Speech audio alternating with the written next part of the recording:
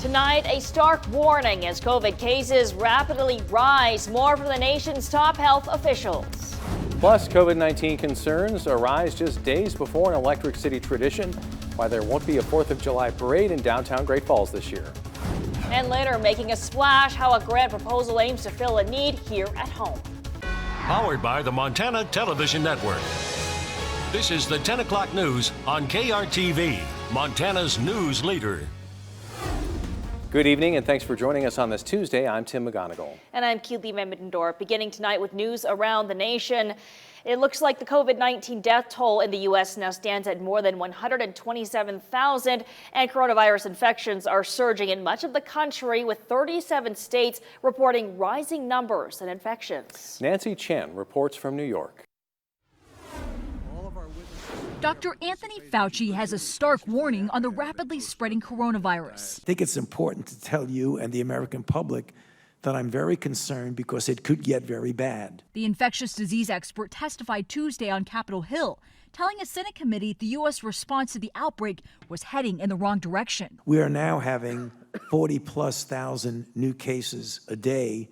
I would not be surprised if we go up to 100,000 a day if this does not turn around. Dr. Fauci said too many people are ignoring rules about wearing masks and social distancing. There's going to be a lot of hurt if that does not stop. Infections have spiked in several southern and western states over the last 2 weeks. Florida is up almost 227%. Arizona, 83%. New cases in California are up 74%. More than a dozen states have paused or rolled back plans to reopen their economies. We're not going back to normal anytime soon. New York and other northeastern states are now requiring a 2-week quarantine for travelers arriving from other parts of the country. And no Americans will be welcome when the European Union's airports reopen Wednesday. The EU has banned nearly all non-essential travel from the U.S. Nancy Chen, CBS News, New York. Montana health officials reported 52 additional COVID-19 cases throughout the day. And as of tonight, there are 310 active cases of COVID-19 in Montana. The total number of cases since March is approaching 1,000. Of the 991 total cases, around 2/3 are considered recovered. Currently, there are 12 people hospitalized by the virus in the state and 22 COVID-19 related deaths. Well, the Great Falls Public Library continues to operate during the COVID-19 pandemic. It received a $10,000 state coronavirus relief fund grant. With that money, they're making a drive-through window where the back book drop already exists. Library Director Susie McIntyre says once the drive-through window is done, it will serve a lot of purposes even after the pandemic. You know, I know when my daughter was little and I would think, oh, going into the library, it's going to be like an hour because she wants to play with all the fun stuff and look at all the things. And I just really want to pick up my holds. So people will be able to drive through without coming all the way in. So in the winter, when you don't want to get out of your car and walk in, you can just get much quicker service. So there are other libraries that do have drive-throughs, and they report that it's been very popular. They hope to have the project done by late July, but will need additional funding to have it completed. And part of Lieutenant Governor Mike Cooney's visit to the Great Falls Public Library today was about its status as one of the 151 be-counted census sites across Montana. Cooney is the chair of the State Complete Count Committee. As of Tuesday, Montana's 2020 census self-response rate is 55.4%, well below the national average of 61.7%.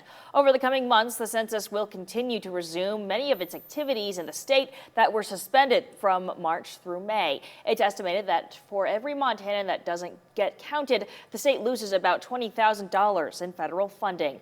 Montana also has an opportunity to add a second member to the House of Representatives with the 2020 census. The Independence Day parade scheduled for Saturday in downtown Great Falls has been canceled due to COVID-19 concerns. Even after working outside the box, developing several plans to keep the community and visitors safe, with rising cases, the risk is too high. The Health Department, along with commissioners, CDC, and the Board of Public Health, made the request to cancel the event. This had us wondering about the Black Eagle Parade. We spoke with Greg Shoby, the general manager at Black Eagle Community Center, and he says they still plan to go forward with their parade, but this year will be slightly different. Think of it as a backwards parade. Reverse means all the floats, everybody in the parade is going to be stationary. We're still going to do it down Smelter Avenue. Everybody's going to be basically drive through the parade itself and look at all the floats and people that we have in the parade. So that alleviates people being, exposed or, big groupings of people. For a parade to happen, that was the only thing that we could come up with, which it's upsetting a little bit, but it's going to be kind of a cool little scenario to be able to still host some kind of a parade. And the parade will start at noon. Well, once again, many of us have seen some rain today. Our STORMTracker weather team is here to tell us more. Grant Garland joins us now. Grant, we saw some sun today, but we'll see more rain move in tomorrow. We will, and that's another big reason why not only are we going to be looking at rain, but the possibility for some severe weather. Now, the Storm Prediction Center, they have issued a low risk for some isolated severe thunderstorms, mainly impacting areas in Lewistown, Hayes, and Jordan. However, though, I would not be surprised if Helena, Great Falls, and Havre are included in this just due to what we're looking at as this big storm system moves north into Canada still. Gusty winds up to 50 miles an hour, quarter-sized hail, and also frequent lightning that cannot be ruled out. Temperatures right now 54 degrees in Great Falls, 54 in Helena, a lot warmer though down in Fort Benton at 61 degrees. And we're still looking at some showers out and about, especially moving out towards Glasgow. Got a few lightning strikes too. They're moving towards the northeast, so Malta, Glasgow, Opine. Let's see if we can zoom in here to see if there's anybody else. Also, let's see. Hinsdale too, getting in on some action there in a couple minutes. Later in the show, I'll break down when we can expect for possible severe weather tomorrow. Also, we're going to be looking at some dry weather moving in. But for now, back to you. Thanks, Grant. In our Money Watch today was the deadline for small businesses to apply for the Paycheck Protection Program's forgivable loans. But the Small Business Administration says small businesses can still apply for an economic injury disaster loan, which could help businesses help pay bills during the COVID-19 pandemic. According to the SBA, there is also an EIDL Advance program, which is designed to provide economic relief to businesses that are currently experiencing a temporary loss of revenue. The loan advance can be up to $10,000 and does not need to be repaid. All small businesses can apply for these loans, and including now also open to agricultural businesses, which is a shift or a change that happened during the second round of CARES Act. And the deadline to apply for the disaster declaration for the COVID-19 pandemic is December 31st of this year. You can learn more about these loans by visiting our websites. And staying with the Rebound Montana, a community organization on the Blackfeet Reservation is finding ways to adapt as they work to meet the food needs of the community. Fast Blackfeet opened their OEOP pantry in September of last year. Since then, they have stepped up to safely provide thousands of pounds of food for families who need it, even as a pandemic changed everything. This was really out of left field. I did not expect it. And I also didn't expect us to be able to handle it the way that we've handled it. We still needed to stay open because when everything is in lockdown, people are not able to leave their homes. And some people are afraid to leave their homes to get food. According to co-chair Danielle Antelope, the pantry has provided more than 95,000 pounds of food since March through boxes of food. Now people can come to the pantry to pick them up, or volunteers deliver the boxes to people's home. Fast Blackfeet leaders say COVID-19 revealed ways in which they can reach more people who need help most. They received $45,000 in CARES Act funding, which they'll use to buy a refrigerated van. The van will become their mobile food pantry. We have a huge community, and if we start serving them now, then far into the future, and if this ever happens again, then we will have something to show for what we learned during this time. Now, if you need food assistance, you can call Fast Blackfeet at the number listed on your screen, or if you want to help with the work they do, they are always accepting monetary donations. All you have to do is go to fastblackfeet.org to donate. They are also looking for ag producers who might be able to donate extra food. For example, they recently received a large donation of eggs from the Big Sky Colony. Kalispell Regional Medical Center has won the request for proposal to acquire the Marias Medical Center and its facilities in Shelby. After winning a request for proposal to buy several medical facilities in Shelby, the Kalispell Hospital now faces an up to 6-month process to finalize that sale. They say that at least for now, there won't be many changes to the Toole County facilities. While it isn't clear exactly what changes residents can expect when the sale is finalized, it sounds like leaving care local is a priority. The most important thing is whatever the needs are of the patient, those are what's going to take precedence, right? So if a patient had a problem that they couldn't travel, obviously the physicians are going to make that right call. Now, there is a meeting with the Kalispell Regional Medical Center officials scheduled for tomorrow to discuss what potential changes could be coming to Marias. In Great Falls, the city, in partnership with Malmstrom Air Force Base, has submitted a grant proposal for the construction of an indoor aquatics and recreation facility. The pool would meet community recreational and aquatics needs. The facility would also fill unmet training needs for Malmstrom and Mang airmen and contribute to the quality of life for airmen and their families. It will be owned and operated by the City of Great Falls Parks and Recreation Department and located on city property. If the proposal is accepted, the city would then submit a grant application with final notification of approval by September 30th, and they would have a year to provide the plans and build the center. We are very, very excited about this decision. We were yipping and hollering this morning about this.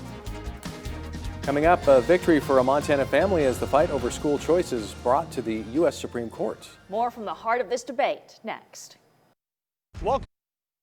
Powered by the Montana Television Network.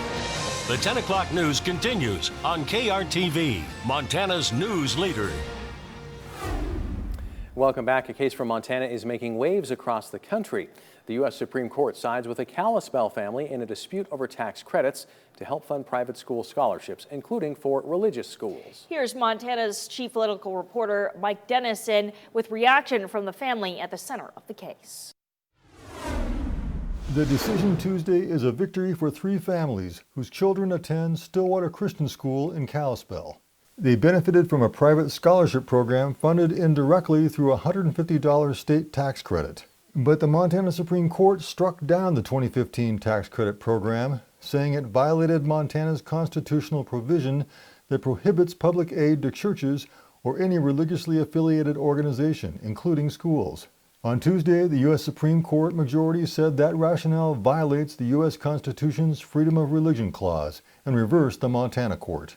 Lead plaintiff Kendra Espinoza, whose 2 daughters attend Stillwater, said she was thrilled by the decision. We were yipping and hollering this morning about this, so this is very exciting. What this means for us is that we get to continue our enrollment there. This ensures that we have that ability to, with scholarships, when scholarships are available, that means that we have that ability to continue at Stillwater Christian School with that education that they have thrived at and they've done so well with. And a Montana group that's long advocated for school choice says the decision could pave the way for expanding such programs in Montana. Jeff Laszloffy of the Montana Family Foundation says his group will be looking at school choice options that have worked in other states and perhaps propose them here. Now, we don't need to reinvent the wheel. Other states have been at this for a long time, but Montana students can now fully participate in the broad array of school choice options because this onerous Blaine Amendment has been relegated to the trash heap of history, so to speak. The Blaine Amendment is the name for language in many state constitutions that bar state aid to religious schools. The High Court said it cannot be applied to prohibit state aid from flowing to religious schools. Lawyers for Espinoza and the other Kalispell parents said Montana's tax credit program must now be reinstated. The case now goes back to the Montana Supreme Court, which will iron out the details on how the program proceeds. Yet Rafe Graybill, chief counsel to Governor Bullock and the state's lead attorney on the case, notes that Montana's constitution still has strong language guaranteeing a public education. It does one significant thing, which is it says if the state is going to finance private education, it has to finance religious and non-religious private education equally. But it would be a mistake to read this ruling as saying that the state has any obligation to finance private schools in the first place. That's up to future legislatures and governors to decide. And the state's largest public sector union, which represents public school teachers, says it's considering further legal action to challenge the tax credit program. Montana Federation of Public Employees President Amanda Curtis told MTN News that Tuesday's ruling is a threat to public school funding nationwide. this activist court has handed down a ruling that will siphon off potentially billions of dollars from the public education system in America, making our jobs harder and harder. Well, let's just say this issue isn't going away and may figure in this year's campaigns for governor and other offices. Reporting from Helena, Mike Dennison, MTN News. Dissenting Justice Ruth Bader Ginsburg says the Montana Supreme Court ruling should have been upheld because it didn't discriminate against religious schools by invalidating the entire tax credit. Well, waking up tomorrow, temperatures will be around 52 degrees with sunny skies, but showers and thunderstorms will come in play in the afternoon. Don't go away. I'll have a look at your full forecast coming up after this break. Thanks. Welcome back, everyone. Hope that you have had a fantastic Tuesday evening. We are looking at a few showers and thunderstorms affecting some of those towards Glasgow. But first, we're going to take you to these light showers out and about near Conrad as well as Chester. They're pushing off towards the east, affecting Guilford. And we are also looking at this particular line of storms that has been pushing towards Glasgow as well as Nashua. So heads up, you are going to be looking at some rain probably in the next 30 minutes to an hour, also pushing off towards Hinsdale too. Now, overall, the reason why we've looked at the rain over the past couple of days is because of this low pressure that's been allowing for the flow, the backhand flow, if you will, that allows for us to see a lot of rain.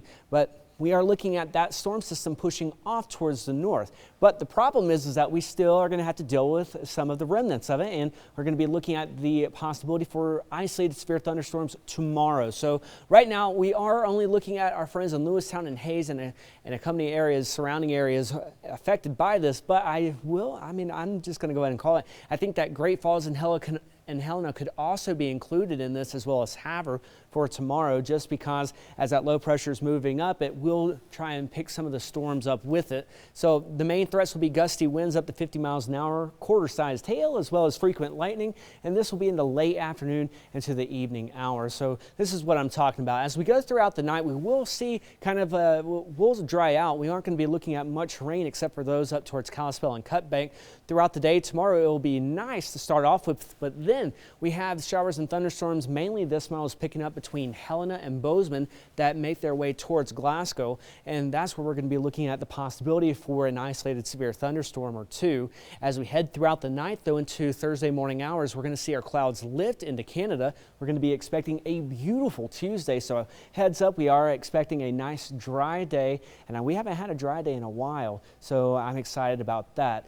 Today's high, we did get up to around 66 degrees, the average right around 79. The record set back in 1990 when it was 101 degrees. Also the year that the Red Hot Chili Peppers, they were one popular band. Temperatures right now 55 in Great Falls, 54 in Helena, 61 in Fort Benton, a lot cooler in Lewistown at 52 degrees. Elsewhere, 59 in Glasgow and 60 in Jordan. Winds are out of the southwest at around 15 miles here in Great Falls, but if you head on up to Havre, they're around 10.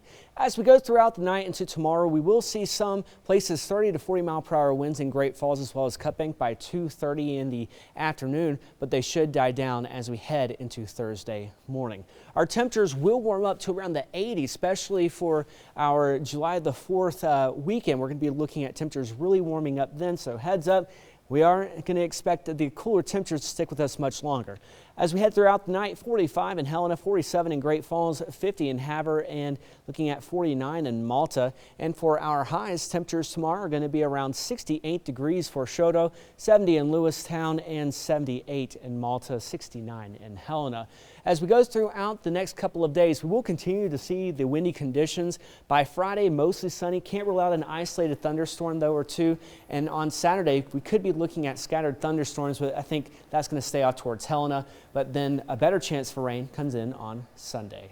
Back to you guys. Thanks, Grant. Coming up, striking out. Minor League Baseball makes a long-awaited announcement next.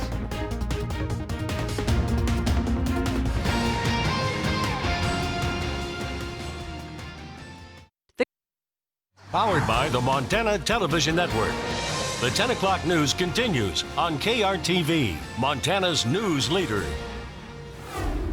Well, after months of speculation, the 2020 minor league baseball season has officially been canceled.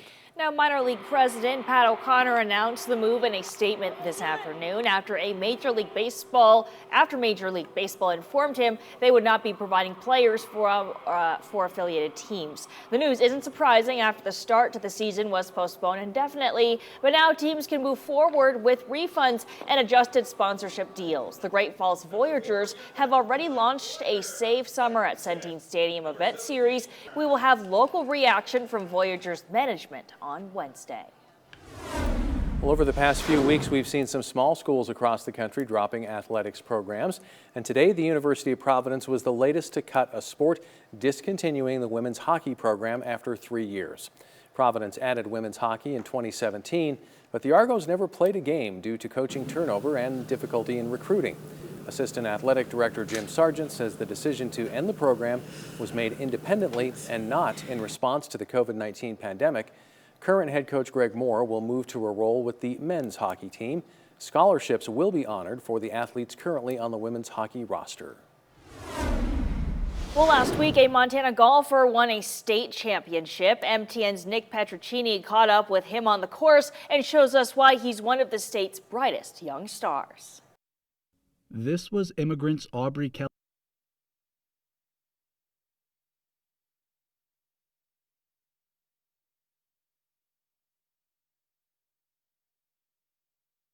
This was immigrants Aubrey Kelly 3 years ago, practicing golf in his living room, putting through the doors of his toy castle. Fast forward to today, and Aubrey Kelly just won the Montana State Junior Golf Championship in Polson. It made me feel amazing. I felt like I could go somewhere with it, and it was amazing. I loved the feeling. I was excited that I could do that. Kelly isn't just the best golfer in Montana for his age, but also on the planet. Last season, he had a world ranking on Junior Golf Scoreboard and looks to have one again this year. It makes me feel like not just me, but many kids throughout Montana can show that just because it snows 9 months out of the year doesn't mean that you're not going to make it into a golf world. He holds the title of state champion, but that's not even close to the most important thing on his mind. He will soon become an uncle to his new nephew, Theo. Kelly said he's excited to teach him everything he knows and maybe get him starting golf the same way he did. Do you still hit bombs in the living room? Yeah, I do. I still hit golf balls in the living room, but I don't make any more dents in the walls, but I knock over the net a few times, so we had to screw screws in the ceiling to secure the net down. Old habits die hard. In Livingston, Nick Petrocchini, MTN Sports. Thanks, Nick, and stick around. A final check of your forecast is next. Well, tomorrow we'll warm up to 70 degrees. We are looking at an isolated chance for a severe thunderstorm or two. And as we head into Friday, we're going to be looking at mostly sunny skies. Saturday, though, isolated thunderstorms for July the 4th. All right, clearing up just in time for some fireworks. That's all the time we have tonight at 10. Thanks so much for watching. Good night.